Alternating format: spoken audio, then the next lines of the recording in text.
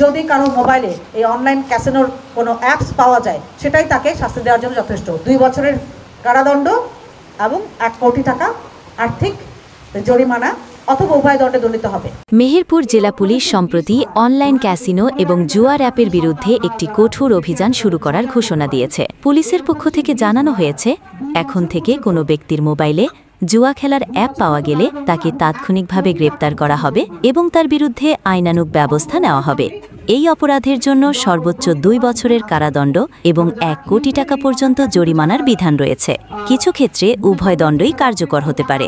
Police super অভিভাবকদের প্রতি বিশেষ অনুরোধ জানিয়েছেন, যাতে তারা তাদের সন্তানদের অনলাইন কার্যক্রমের ওপর নজর রাখেন। এর ফলে তরুণ প্রজন্মকে জুয়ার মতো ক্ষতিকর আসক্তি থেকে রক্ষা করা সম্ভব হবে।